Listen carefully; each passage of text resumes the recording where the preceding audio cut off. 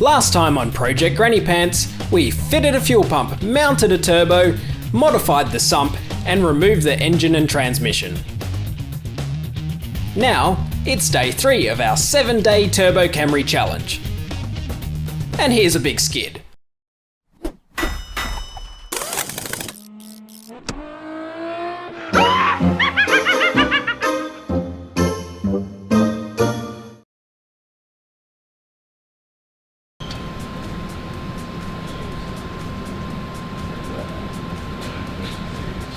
Alright, so we're just discovering all the pinouts for this Camry V6 motor. We've got a total wiring diagram off the internet, kind of cut it, taped it together, made a nice big long continuous diagram, makes it easy to follow. We've got a pinout for the factory ECU, which is pixely and horrible, but we can kind of work it out between these two to figure out what pins from the ECU will need to go into the Haltech wiring.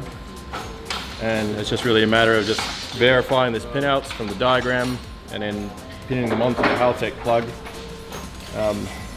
These are really nifty because they're quite flexible plugs. You can quite easily de-pin them if you mess them up and change things around, and then if you're lazy you can just do it in the Haltech software as well and confuse the next guy that looks at it. Yeah, they're super flexible. You can do all sorts of cool stuff with them, and it'll run just like a factory ECU. All your sensors, all your idle control valves and O2 sensor stuff, it just works. It's great.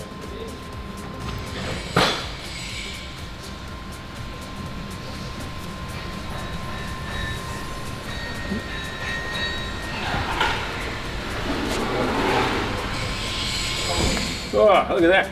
Trim terminals for days in here. Sweet.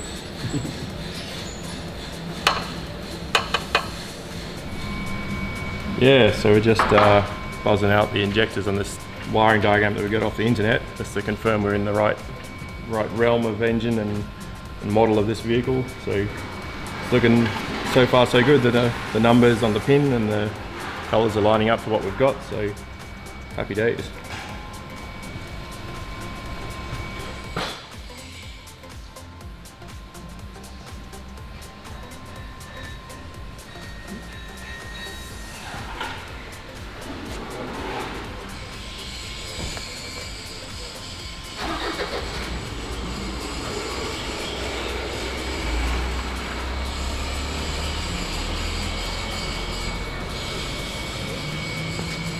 We're still going to maintain the original distributor trigger wiring for the Haltech, but these spike plug leads won't be in use anymore. They're just going to stay there for purely aesthetic reasons.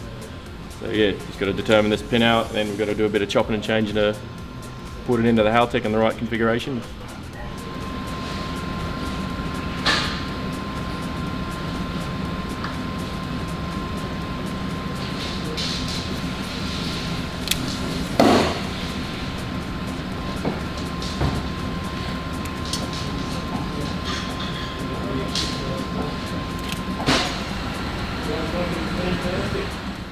Next up, WTF Auto mechanic Cohen was brought in to help out with the transmission.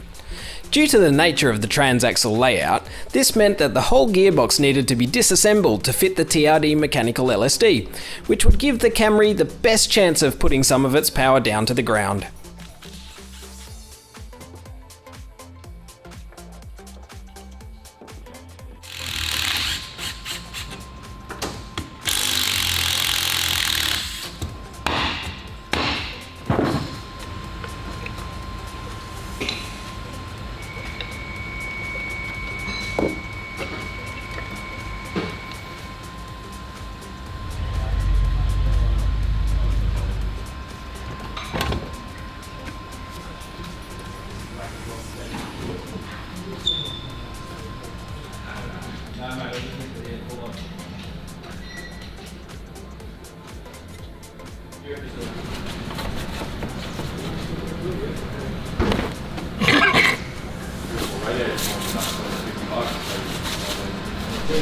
While that was going on, we brought in newcomer Simon to help us out with a curly problem.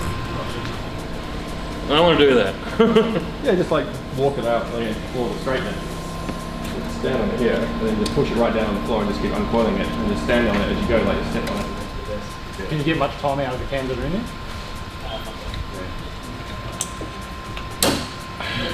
Unreasonable. Yeah. All right. Yeah, immense. I'm going to be able to get it under the factory cover, a bit more fettling, but I managed to get everything to run. And when I stretch it again, run where I want it to in the factory positions. So, what are you doing to the fuel line? I'm just putting a bit of abrasion protection onto it. Just in where I'm running it in the factory areas weren't designed for such a large fuel line. So I'm running it alongside. I just want a little bit of protection on the aluminium. It's a lot softer than steel, so it will rub through too quickly.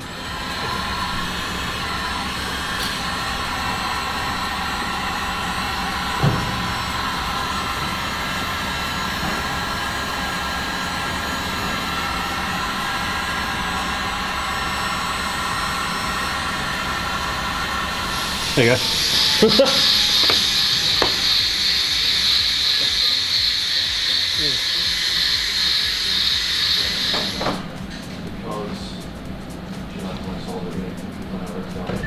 Well, this connector, the old one. Yeah, well, what we do is put the TRD up and then start running the coils. Once it's plugged in, you know exactly where it's back into it. Yeah. After this, we figured it was about time to see how Cohen was going with that diff install.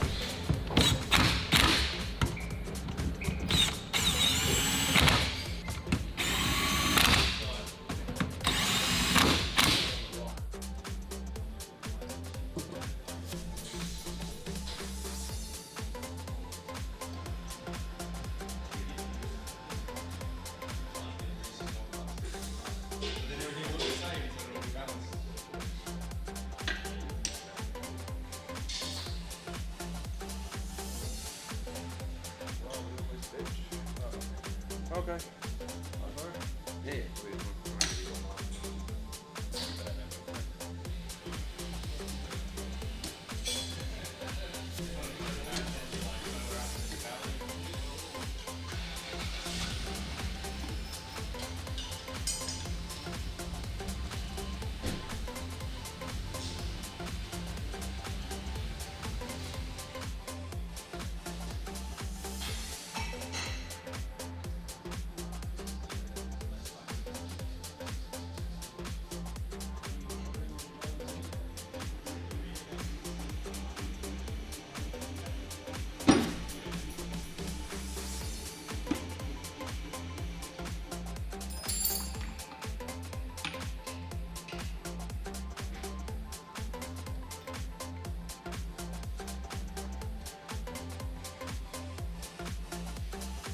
Yeah. Have you guys seen Matt?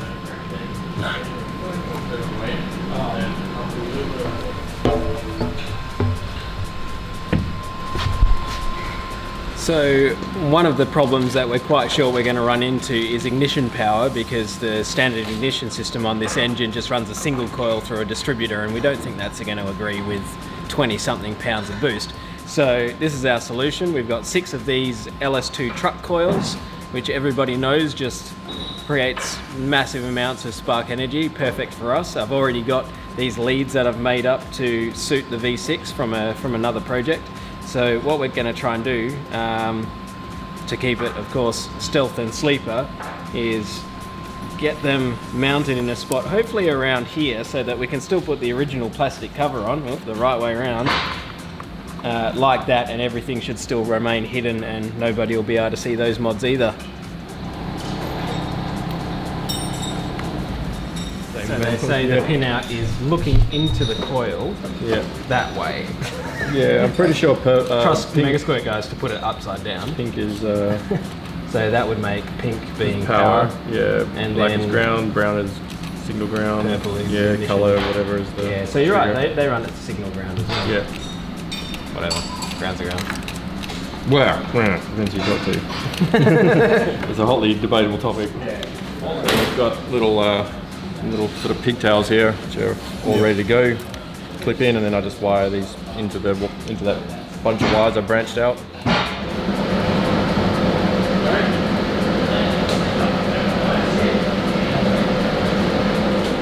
So nothing ever really goes smoothly. We've got a snap stud in this exhaust manifold. So what I'm doing, first attempt at getting it out, we're just going to weld a nut on it and see if the heat and the nut being seized on there is enough to extract it out. If not, we'll have to get a little bit more brutal with it and see how this goes.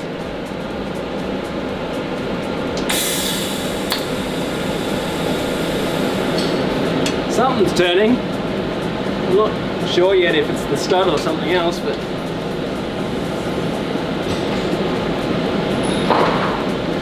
yeah, the stud's coming.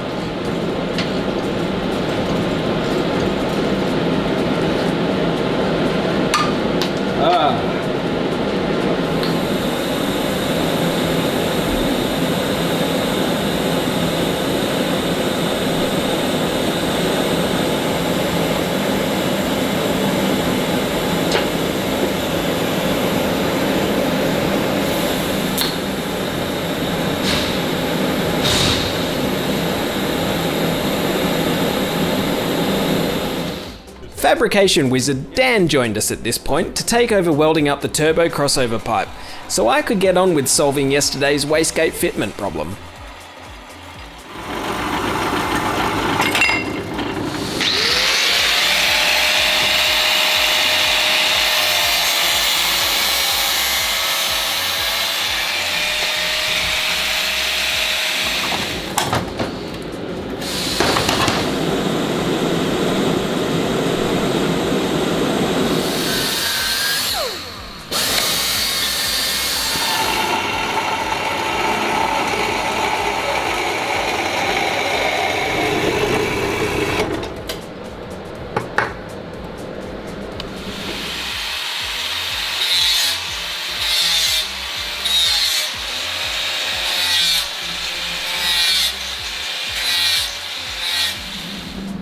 Protection of said oil pressure. Wow. Now you knocked off the idiot light. If the engine is spinning, then the oil pump will be spinning And hopes and dreams. and making oil pressure. And unicorn If there's farts. no oil in it, then I think Aaron's. to go and buy another $100 motor. So you don't really care about monitoring the oil pressure is what you're saying. It's just the light on the dash. By the time that comes on, everything's pear-shaped anyway. Do you want me to bring down? Just put a bit of tape over light on the dash and it's fixed. What is it, like Schrodinger's oil light? If I can't observe it, it can't be It's broken. on or off without It observing. was on the Simpsons. Dash oil lights on. It's like, Oh, the tape check back engine over. lights on. Oh, tape must have fallen off. Wastegate pipe. That Out the bonnet. can be done. Straight up. Oh, you're useless. Roadkill spec. What's the other option, Chris? That will work. Will weld nicely, chokes the flow a little bit. That is really quite oversized. Let's be honest. It's a bigger bore than the actual inlet. Let's be honest. You really want to be choking the wastegate because you want all the boosts. Don't even run one. Gate. I'm sorry I asked. Roll at 80 spec. So what were you The asking? size of turbo appropriate for the motor. No turbo. More boost. Which one to use? They're both like, that's technically too big and that's technically too small. The technically too small one will work perfectly That'll fine. be heaps easier to plumb in and it's probably going to be plenty of Yeah. There's plenty of flow in that, man. We're using efficient Alright, turbos. are we engineering it or are we just making a fit? Well, it needs to work. Just got a big one. It'll work. The gas needs to know, it knows where it needs to go.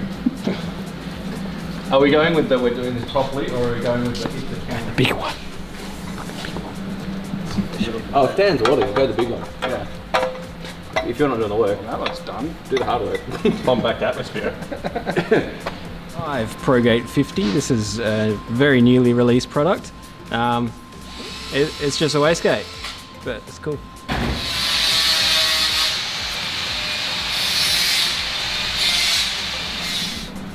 You got an engine mount you're going to fight with. Yeah. We'll kick away right at the last second, gives room for the dump pipe to come through. Doesn't mess with your oil drain. Oh, no. Fair enough.